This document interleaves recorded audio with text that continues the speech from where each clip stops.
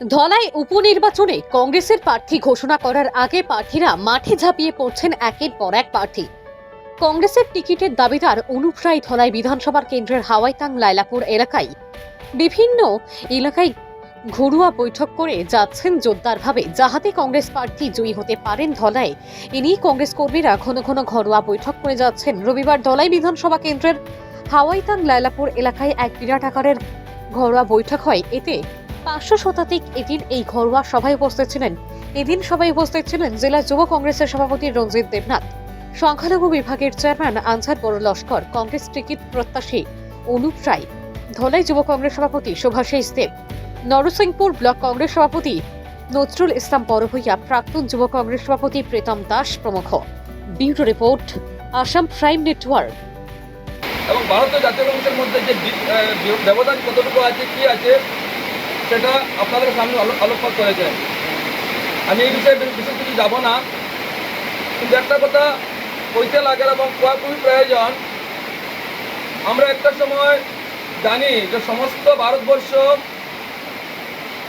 যখন ব্রিটিশের পরাধীন ছিল, তখন সেই ভারতবর্ষে 135 বছরের পুরানো দল সেই ভারতীয় জাতীয় কংগ্রেস সমস্ত সম্প্রদায়ের মানুষের যে আশ্রয়স্থল ছিল, যে ছাতা ছিল, সেই ভারতীয় জাতীয় কংগ্রেস বিভেদের মধ্যে ঐক্যশব্দ লইয়া সেই ভারতবর্ষে স্বাধীন করছে।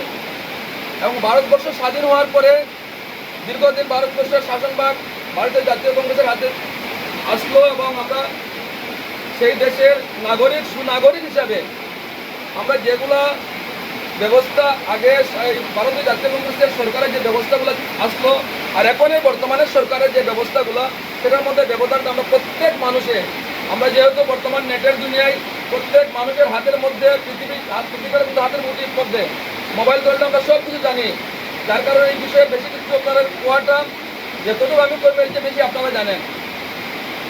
একটা জিনিস আমরা খুব ভালো জানি, আমরা যখন বিজেপি যখন সরকার বানায় তখন কী হয়েছিল, আমরা বিকাশ করব, বিকাশের দিকে প্রগতিশীল ভারতবর্ষের বিকাশ করে একদম বিকাশে ভরপুর করে দেবো।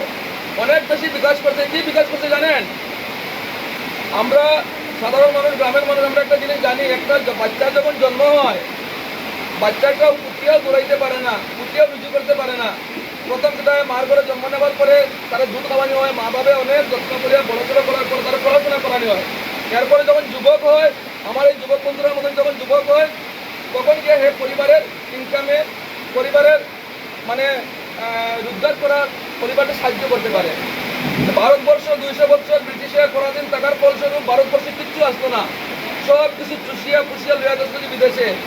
সেই ভারতবর্ষের সেই মানে বিভিন্ন বিকশিত ভারতবর্ষে যখন কংগ্রেস সরকার আইছে, তো সেইগুলোর জিনিসকে তিলে তিলে তিলে তিলে তিলে তিলে আজকে একটা পর্যায়ে যখন আনছে, তখন বিজেপি সরকার আই গেছে। আর বিজেপি সরকার আইয়া আমরার জিনিসগুলো যেগুলো আসতো কোনো সময় গোবর বানানির পরে বড় রং যায় না, কত সামনে আমরা যাই তো রং যায়, ওটার উপরে কালার লেপিয়া পরিতা প্রকল্প তারা দিলাম। আমরা আজকে 2 টাকায় চাউল খাইছি, যখন আসতো তখন অনেক ভালো আসতো। 2 টাকায় আমরা 2 টাকাতে লইছি 14 কেজি পাইছি, সঙ্গে কিতা পাইছি, কেরাজিন পাইছি, চিনি পাইছি। আজকে তারা 5 কেজি মাগনা দেয়, বিনিময়ে কিতা দেয়, একজন মানুষের রুজু করে 500 টাকা, বাজারে যাওয়ার পরে পলিথিনের ব্যাগ করে না 1000 টাকায়।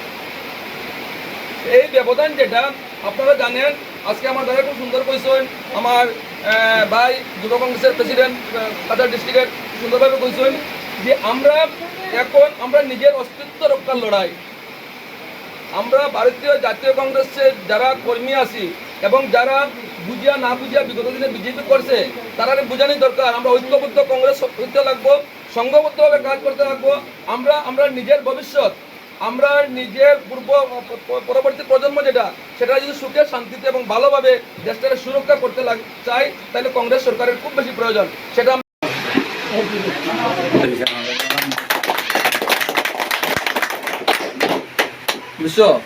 আমাদের মধ্যে উপস্থিত